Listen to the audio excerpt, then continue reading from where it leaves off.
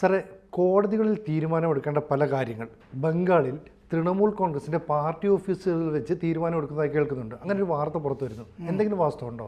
ഇത് കുറേ നാളായിട്ട് നടക്കുന്നതാണിത്. പണ്ട് CPM-ന്റെ 34 വർഷത്തെ ഭരണത്തിനിടയിൽ പാർട്ടി ഓഫീസിലാണ് പല കാര്യങ്ങളും തീരുമാനിച്ചിരുന്നത്, കോടതികളിലല്ല. അതിൻ്റെ ഒരു പകർപ്പ് അത് ആണിപ്പോൾ തൃണമൂലിൻ്റെ കാലത്ത് നടന്നുകൊണ്ടിരിക്കുന്നത്. അതായത് നമുക്ക് പലതരം കേസുകളുണ്ടാവും.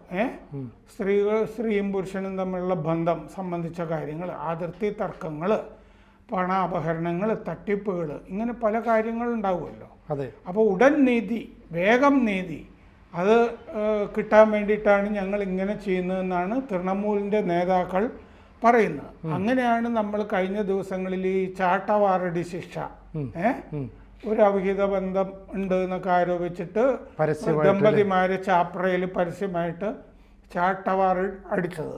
അതിനേക്കാൾ വലിയ ശിക്ഷ അവിടെ നടന്നിട്ടുണ്ട്. കൂട്ടബലാത്സംഗം ഒരു ശിക്ഷയായിട്ട് ഒരു യുവതിക്ക് കൊടുത്തിട്ടുണ്ട് ബംഗാളിൽ ഇതിനു മുമ്പ്. ആ കഥ ഞാൻ വരുമ്പോൾ പിന്നെ പറയാം.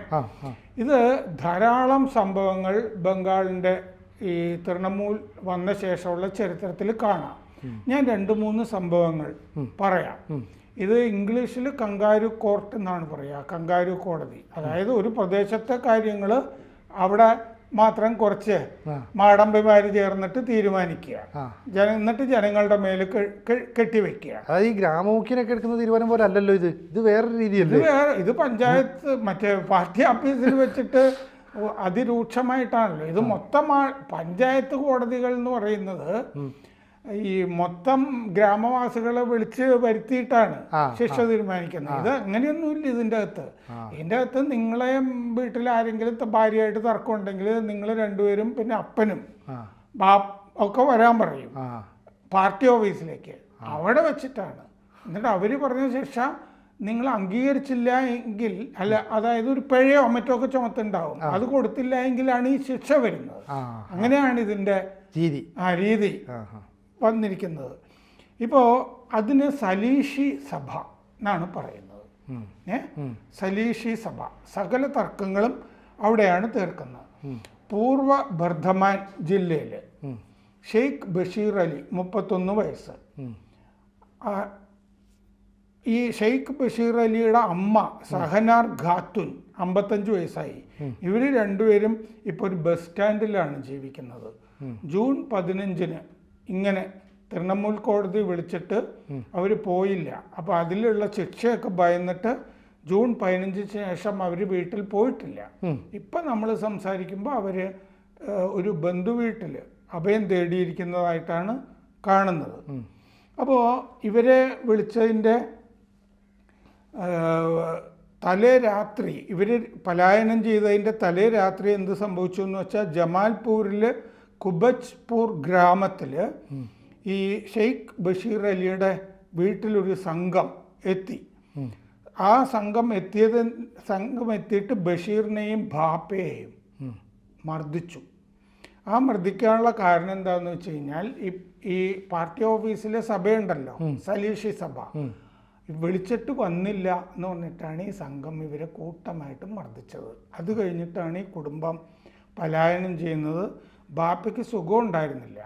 എന്നിട്ടിപ്പോൾ അദ്ദേഹം ആശുപത്രിയിൽ പ്രവേശിച്ചിരിക്കുകയാണ്. പ്രശ്നം എന്താണെന്ന് വെച്ചാൽ ബഷീറും ഭാര്യയുമായിട്ടൊരു തർക്കം പരിഹരിക്കുക എന്നും പറഞ്ഞിട്ടാണ് വിളിച്ചത്. ഭാര്യ കൊണ്ടുപോയി കൊടുത്ത പരാതിയാണത്. പ്രാദേശിക തൃണമൂൽ നേതാവ് തജീമുൽ ഇസ്ലാം ആണ് പാർട്ടി ഓഫീസിലേക്ക് വിളിച്ചത്. അപ്പോൾ എന്നിട്ട് വിവാഹം കഴിഞ്ഞ് 3 മാസം കഴിഞ്ഞപ്പോൾ ഭാര്യ ഇയാളെ ഉപേക്ഷിച്ച് പോവുകയാണ് ചെയ്തത്. ഈ അലിയെ ഉപേക്ഷിച്ച് പോയി. അപ്പോൾ അത് കഴിഞ്ഞ് എന്ത് ചെയ്തു എന്ന് വെച്ചാൽ ഈ കോടതിയിൽ കേസുണ്ട്. അപ്പോൾ കോടതിയിൽ കേസ് 3-4 കൊല്ലമായിട്ട് നടക്കുന്നുണ്ട്. അപ്പോൾ ആ കോടതിയിൽ കേസ് നടക്കുന്നതുകൊണ്ട് എന്തിനാണ് ഈ പാർട്ടി ഓഫീസിൽ വിളിക്കുമ്പോൾ പോകുന്നത് എന്ന് വിചാരിച്ചാണ്. എന്തായാലും കോടതിയിൽ തീർപ്പാകണമല്ലോ. അതുകൊണ്ടാണ് പാർട്ടി ഓഫീസിൽ വിളിച്ചപ്പോൾ ഞങ്ങൾ പോകാതിരുന്നതെന്ന് അവർ പറയുന്നുണ്ട്. അപ്പോൾ ഇവരിപ്പോൾ പലായനം ചെയ്ത് കഴിഞ്ഞപ്പോൾ ഇവർക്കവിടെ 4 ബീഘ, അതായത് ഒരു 2.5 ഏക്കറോളം വരും സ്ഥലം, ഭൂമി, ആ ഭൂമിയും ഈ തൃണമൂൽ നേതാക്കൾ ഇപ്പൊ കൈവശം വെച്ചിരിക്കുകയാണെന്നാണ് ഇവർക്ക് കിട്ടിയിരിക്കുന്ന വിവരം. എന്ന് പറഞ്ഞാൽ വീടും ഒരേയിടും ഒക്കെ അവരുടെ നഷ്ടപ്പെട്ടു. ബഷീറും ഭാര്യയും കോടതിയിൽ 5 വർഷമായിട്ട് കേസ് നടത്തിക്കൊണ്ടിരിക്കുകയാണ്. പാർട്ടി ഓഫീസിൽ ജൂൺ 14 ചെല്ലാനാണ് പറഞ്ഞത്. വന്നില്ലെങ്കിൽ 10 ലക്ഷം രൂപ പിഴ ചുമത്തും എന്ന് പറഞ്ഞിരുന്നു. ഇവർ വെറുതെ ഈ തൃണമൂൽക്കാർക്ക് 10 ലക്ഷം രൂപ കൊടുക്കണം എന്ന് പറഞ്ഞിരുന്നു. ഇപ്പോൾ ആ 10 ലക്ഷം രൂപ കൊടുക്കാനില്ലാത്തതുകൊണ്ടാണ് ഇവർ പോയി ബസ് സ്റ്റാൻഡിൽ അഭയം തേടിയതും ഇപ്പോൾ ഒരു ബന്ധു വീട്ടിലുമൊക്കെ കഴിയുന്നത്. ഇങ്ങനെയാണ് ഈ ചാപ്രയിൽ ഒരു സഭയിൽ, ഈ സലീഷി സഭയിൽ ദമ്പതിമാരെ ചാട്ടവാറ് കൊണ്ടടിച്ചത്. അത് വേറെ, ഈ സ്ത്രീക്ക് വേറെ ബന്ധമുണ്ട് എന്ന് പറഞ്ഞിട്ട് ആ 2 പേരെയും വിളിച്ചിട്ടാണ്, പുരുഷനെയും വിളിച്ചിട്ടാണ് അവിഹിതം ആരോപിച്ച് ചെയ്തത്. ഈ അത് ചെയ്ത തജീമുൽ ഇസ്ലാമിനെ 11 പേരെയും അറസ്റ്റ് ചെയ്തിട്ടുണ്ട്. ഈ നേരത്തെ പറഞ്ഞ ബഷീറിൻ്റെ കേസും ഇതും ഒരേ ഈ തൃണമൂൽ കോടതി കൈകാര്യം ചെയ്തതാണത്. ഉടൻ നീതി നടപ്പാക്കുകയാണ്. ഇന്ന് ഈ കുലൂട്ട് ഗ്രാമത്തിൽ ഇതൊക്കെ ചെയ്തുകൊണ്ടിരിക്കുന്ന ഇത്തരം പാർട്ടി ഓഫീസിൽ ഈ പഞ്ചായത്ത് കോടതി നടത്തിക്കൊണ്ടിരിക്കുന്ന അതാവുർ റഹ്മാൻ പറയുന്നത്, ഞങ്ങൾ ഒരു വർഷം ഒരു 10-12 സഭ ഇങ്ങനെ നടത്താറുണ്ട്. അത് കോടതിയിലൊക്കെ പോയി കഴിഞ്ഞാൽ ആളുകൾക്ക് ചിലവ് കൂടും, ഒരുപാട് സമയമൊക്കെ എടുക്കും. അങ്ങനെ വലിയ ചിലവും വരുന്നില്ല, ഇത് ഉടൻ നീതി കിട്ടും, നടപ്പായി കിട്ടും എന്നാണ് അയാൾ പറയുന്നത്. പക്ഷേ ഇത് ഈ ഇരകൾക്ക് അത് കിട്ടുന്നത് നീതിയാണ് എന്ന് നമുക്ക് ഈ അനുഭവങ്ങളിൽ നിന്നും മനസ്സിലാകുന്നില്ല. ഇതുപോലെ 2014 10 കൊല്ലം മുമ്പ് ജൂൺ 21-ാം തീയതി 2014 ജൂൺ 21 അന്നാണ് 20 വയസ്സുള്ള ഒരു ഗോത്ര പെൺകുട്ടിയെ കൂട്ടബലാത്സംഗം ചെയ്തത് ഈ സലീഷി സഭ വിധിച്ചിട്ട്. അവരെന്താന്ന് വെച്ച് കഴിഞ്ഞാൽ ബിർഭൂം എന്ന് പറഞ്ഞ സ്ഥലത്തായിരുന്നു ഈ തൃണമൂൽ കോടതി, കങ്കാരു കോടതി പാർട്ടി ഓഫീസിൽ സമ്മേളിച്ചത്. ഇവർക്ക് ഈ ഗോത്ര യുവതിക്കൊരു ബന്ധമുണ്ടായിരുന്നു എന്ന് പറഞ്ഞിട്ടാണ് വിളിപ്പിച്ചത്. ആ ബന്ധം വിച്ഛേദിക്കണം എന്നൊക്കെ പറയാനാണ്. 50,000 രൂപ പിഴ വിധിച്ചു. അത് കൊടുക്കാൻ ഉണ്ടായിരുന്നില്ല. 50,000 രൂപയൊക്കെ വലിയ തുകയല്ലേ അവരെ സംബന്ധിച്ച്. അത് കൊടുക്കാതിരുന്നപ്പോൾ ആണ് കുറേ പേരെ വിട്ടിട്ട് ഈ യുവതിയെ കൂട്ടബലാത്സംഗം ചെയ്യിച്ചു. ശിക്ഷ അല്ലേ? ശിക്ഷ.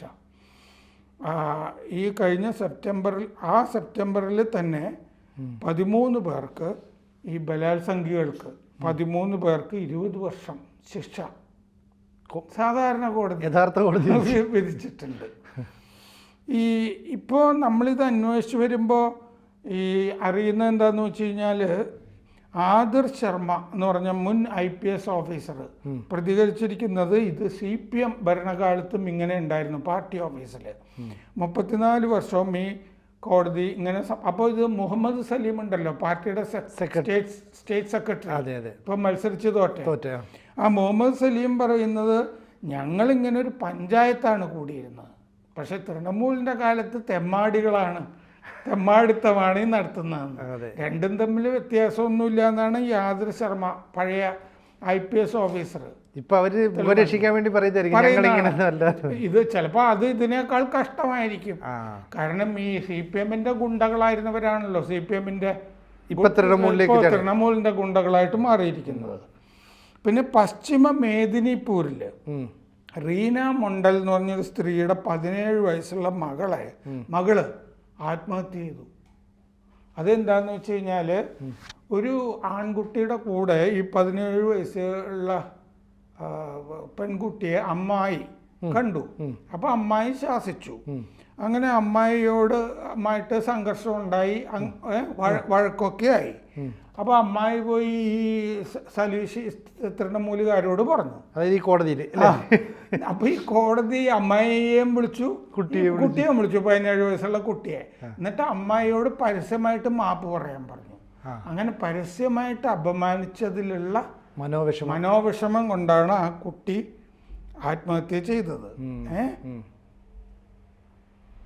അത് 2022 മാർച്ചിലാണ് നടന്നത്.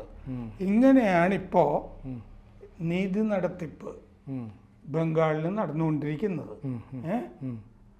അത് ഈ പാർട്ടി കോടതികൾ ഇപ്പോൾ പണ്ട് നമ്മൾ കേരളത്തിൽ കേട്ടിട്ടില്ലേ, ഏതാണ്ട് പീഡനമൊക്കെ നടന്നപ്പോഴത്തേക്ക് പീഡനത്തിൻ്റെ തീവ്രത അളക്കുന്നത് ഇവിടുത്തെ ഞങ്ങളുടെ പാർട്ടി കോടതിയാ അല്ലെ, അങ്ങനെ കേരളത്തിലെ ചില നേതാക്കളൊക്കെ പറഞ്ഞിട്ടുണ്ട്. കേരളത്തിൽ 1957 EMS സർക്കാർ വന്നു കഴിഞ്ഞപ്പോൾ ഈ സഖാക്കൾക്ക് വലിയ അഹങ്കാരം പിടിപെട്ടു. ഒട്ടും ആദർശമില്ലാതെയാണ് AK ഗോപാലിൻ്റെ ഒരു ബന്ധുവിനെ 4-5 പേരെ മറികടന്നിട്ട് DDO ഈ വിദ്യാഭ്യാസ ഡയറക്ടറൊക്കെ ആക്കിയ സംഭവമൊക്കെ ഉണ്ട് ആ കാലത്ത്. പിന്നെ ഈ അതുപോലെ തന്നെ പാർട്ടി സെല്ലുകൾ പ്രവർത്തിച്ചിരുന്നു. ആ പാർട്ടി സെല്ലുകൾ ഇതുപോലെ ആളുകളെ വിളിച്ചിട്ട് ശിക്ഷ നടപ്പാക്കുമായിരുന്നു ആ കാലത്ത്. ആണല്ലേ? ആ സെൽഭരണം കാരണമാണ് ഈ ആളുകൾക്ക് പൊറുതിമുട്ടിയിട്ടേ വിമോചന സമരം വരാനുള്ള പല കാരണങ്ങളിലൊന്നും ഈ സെൽഭരണം കൊണ്ട് ആളുകൾക്ക് പൊറുതിമുട്ടിയിട്ടാണ്. കാരണം അവര് നീതിന്യായ വ്യവസ്ഥ അവര് കയ്യിലെടുത്തു. കാരണം EMS പറഞ്ഞിരുന്നല്ലോ, പണക്കാരന്റെ കുമ്പ ഈ മുംബൈ സഞ്ചരിക്കുന്നത് പോലെയാണ്, പണക്കാർക്ക് വേണ്ടിയുള്ളതാണ് ഈ കോടതികൾ. ലെനിൻ അങ്ങനെ പറഞ്ഞിട്ടുണ്ട് എന്നൊക്കെ പറഞ്ഞിട്ട് കോടതി അലക്ഷ്യ കേസിൽ ശിക്ഷ വിധിക്കുകയൊക്കെ ചെയ്തിരുന്നു EMSന്. അപ്പോൾ ആ കോടതികളെ പറ്റി അന്ന് സഹാക്കൾക്ക് വലിയ അഭിപ്രായം ഉണ്ടായിരുന്നില്ല. ലെനിൻ പറഞ്ഞിട്ടുണ്ടല്ലോ, ഭരണകൂടത്തിന്റെ മർദ്ദനോപകരണമാണ് കോടതികൾ എന്ന്. അപ്പോൾ അതുകൊണ്ട് അന്ന് അവിടെ നിന്നുള്ളത് പകർത്തുക എന്നുള്ളതാണല്ലോ, സോവിയറ്റ് യൂണിയനിൽ നിന്നോ ചൈനയിലോ നിന്നുള്ള കാര്യങ്ങളൊക്കെ. അങ്ങനെ ശിക്ഷ നടപ്പാക്കുന്നത് നമ്മൾ തന്നെയാണ് എന്ന് പാർട്ടി അന്ന് തീരുമാനിച്ചിരുന്നു. അന്ന് ഈ ബ്രാഞ്ച് കമ്മിറ്റി എന്നൊക്കെ പറയില്ലേ, അതിനാണ് സെല്ലുകൾ എന്നാണ് പറഞ്ഞത്. അത് കീഴ്ക്കോടതി ആയിരിക്കും അല്ലേ? സെൽ എന്നാണ് പറഞ്ഞത്. ബ്രാഞ്ച് എന്നൊക്കെ ഈ ചീത്തപ്പേര് വന്നു കഴിഞ്ഞപ്പോ അങ്ങനെ മാറ്റിയതാ. ആണല്ലേ? അങ്ങനെ മാറ്റിയതാ.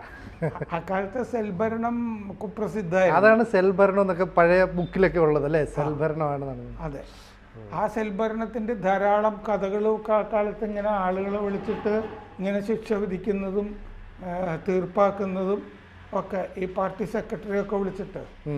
അപ്പോൾ ആ കാലത്തൊക്കെ അവർ വലിയ ശക്തിയുള്ള ആളുകളായിരുന്നു. പ്രത്യേകിച്ച് മലബാറിലും ഒക്കെ ഭീകരമായിരുന്നു അവരുടെ ഭരണം എന്ന് പറയുന്നത്. അങ്ങനെയുള്ള സെൽഭരണം ഈ ജ്യോതി ബസുവിന്റെ ഭരണകാലത്തും തുടർന്നിരുന്നു. 34 അതാണ്. മാത്രം ഞാൻ അശോക് മിത്രയുടെ ആത്മകഥയിലെ, അശോക് മിത്ര ധനകാര്യമന്ത്രിയൊക്കെ ആയിരുന്നല്ലോ, EMS ഭരിക്കുന്ന കാലത്ത് എങ്ങനെയാ ബജറ്റ് ഉണ്ടാക്കുന്നതെന്ന് ഇവിടെ ആളുകൾക്ക് അറിയാത്തതുകൊണ്ടേ അന്ന് അശോക് മിത്രയെ ഇവിടെ വരുത്തി അദ്ദേഹം തൈക്കാട് ഗസ്റ്റ് ഹൗസിൽ താമസിച്ചിട്ടൊക്കെയാണ് ഇതൊക്കെ ഉണ്ടാക്കി കൊടുത്തത്. അപ്പൊ അശോക് മിത്രയുടെ ആത്മകഥയിൽ ഞാൻ വായിച്ചിട്ടുണ്ട്, ഈ ഭൂപരിഷ്കരണം അവിടെ ബംഗാളിൽ നടപ്പാക്കിയിട്ട് അതിന്റെ രേഖകളുണ്ടല്ലോ, ആധാരം ഈ മറ്റേ കർഷകർക്ക് കൊടുക്കാതെ അത് പാർട്ടി ഓഫീസിലാണ് സൂക്ഷിച്ചിരുന്നത്.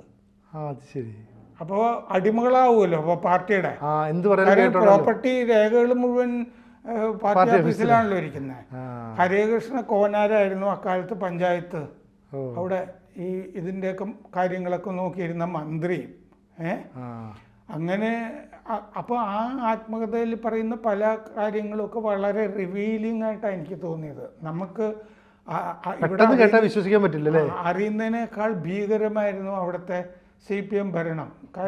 മാരി ജാൻപി എന്ന് പറഞ്ഞ ദ്വീപില് 2500 ദലിതരെ പാർട്ടി ആക്രമിച്ചല്ലോ. ഈ ഏതോ പണക്കാരന് വേണ്ടി കുടിയൊഴിക്കാൻ വേണ്ടിയിട്ട്. ദ്വീപാണല്ലോ.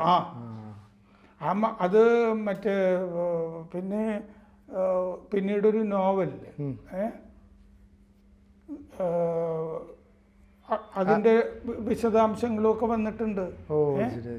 അപ്പൊ ഞാൻ ചോദിക്കുന്നത്, ഇപ്പൊ ഇങ്ങനെ തൃണമൂൽ ഇത്തരം പ്രവർത്തനങ്ങൾ നടത്തിയാല്, അമിതാഭ് ഘോഷിന്റെ നോവല് ആണല്ലേ, തൃണമൂൽ ഇത്തരം പ്രവർത്തനം നടത്തിയാൽ ഇതിപ്പോ മുഖ്യമന്ത്രി തലത്തിലേക്കല്ലേ മന്ത്രിസഭയുടെ തലത്തിലേക്ക് എത്തില്ല, അവരെന്തെങ്കിലും നടപടി സ്വീകരിക്കുന്ന പ്രതീക്ഷിക്കാം? ഇതിൽ തന്നെ നമ്മളിപ്പോ വായിച്ചു നോക്കുമ്പോൾ പല സ്ഥലത്തും അവരുടെ ന്യൂനപക്ഷ ആളുകളില്ലേ അവര് കൈകാര്യം ചെയ്തതായിട്ടാണ് പല കേസുകളും നമ്മൾ കാണുന്നത്. ഞാൻ നേരത്തെയും ഇവിടെ പറഞ്ഞിട്ടുണ്ട്. കാരണം മമത ഈ ന്യൂനപക്ഷ സെല്ലിന്റെ ഒരു കളിപ്പാവയാണ് എന്ന് ഞാൻ പറഞ്ഞിട്ടുണ്ട്. വീണ്ടും ഈ അവിടുത്തെ ഈ പാർട്ടി കോടതികൾ അതിനെപ്പറ്റി വായിക്കുമ്പോഴും അതാണ് നമുക്ക് മനസ്സിലാകുന്നത്. കാരണം ആ പാർട്ടി കോടതികൾ തീരുമാനിച്ചു കഴിഞ്ഞാൽ സത്യത്തിൽ നമ്മൾ നോക്കിയാൽ ആ സന്ദേശ് ഗലി സംഭവം കോടതി പറഞ്ഞൊന്നും കേൾക്കുന്നുണ്ടായിരുന്നല്ലോ. സന്ദേശ് ഗലിയിൽ അവരൊരു നടപടിയും എടുത്തില്ലല്ലോ, അവരങ്ങോട്ട് പോയതുമില്ല. അവിടെ കാര്യകർത്താക്കളൊക്കെ വേറെ ഈ ന്യൂനപക്ഷ സെല്ലിന്റെ ആളുകളൊക്കെ ആയിരുന്നു. ഷാജഹാൻ അയാളവിടെ ഒരു ഡോണിനെ പോലെ ജീവിക്കുകയായിരുന്നു, ഒരു ഗുണ്ടാ തലവനെ പോലെ ജീവിക്കുകയായിരുന്നു. നൂർജഹാൻ എന്ന് പറഞ്ഞൊരു MP-യും. അപ്പോൾ അങ്ങനത്തെ സ്വാധീന മേഖലകളിലൊന്നും ഒന്നും ചെയ്യാനില്ല. അപ്പോൾ അവിടുത്തെ ഈ പ്രാദേശിക നേതൃത്വം ജീവിക്കുന്നത് പോലെയാണ് കാര്യങ്ങൾ നടക്കുന്നത്. ഇപ്പോൾ ബംഗാളിൽ കഴിഞ്ഞ ദിവസം BJP പറഞ്ഞിരിക്കുന്നത് എന്താണെന്ന് വെച്ച് കഴിഞ്ഞാൽ 5 ലക്ഷം ഹിന്ദു വോട്ടർമാർക്ക് ഈ ലോക്സഭാ തെരഞ്ഞെടുപ്പിൽ വോട്ട് ചെയ്യാൻ പറ്റിയിട്ടില്ല. 2 ലക്ഷം ഹിന്ദുക്കൾക്ക് ഇപ്പോൾ ഉപതെരഞ്ഞെടുപ്പ് നടന്നില്ലേ, അതിലും വോട്ട് ചെയ്യാൻ പറ്റിയിട്ടില്ല എന്ന് കഴിഞ്ഞ ദിവസം BJP നേതാക്കൾ പറയുന്നതും വായിച്ചിരുന്നു. അപ്പോൾ നമ്മൾ കരുതുന്നതിനപ്പുറമാണ് ബംഗാളിലെ സ്ഥിതിഗതികൾ തന്നെ കണക്ക് കൂട്ടണം. അതാണ് ഇപ്പോൾ നമ്മൾ ഈ പാർട്ടി ഭരണം എന്ന് കണ്ണൂരിലെ ചില ഗ്രാമങ്ങളെയൊക്കെ പറ്റി പറയില്ലേ, അതെ, അതുപോലെയാണ് ബംഗാൾ മൊത്തത്തിൽ. പ്രത്യേകിച്ചും ബംഗാളിലെ ഗ്രാമങ്ങൾ മുഴുവൻ ഈ ഒരുതരം പഴയ ഇവിടുത്തെ പോലത്തെ സെൽഭരണമാണ് നടക്കുന്നതെന്നാണ് ഇതിൽ നിന്നും മനസ്സിലാകുന്നത്. കൂടുതൽ വാർത്തകളും വിശേഷങ്ങളും നിങ്ങളിലേക്ക് എത്താൻ ABC മലയാളം സബ്സ്ക്രൈബ് ചെയ്യുക, ബെൽ ബട്ടണും അമർത്തുക.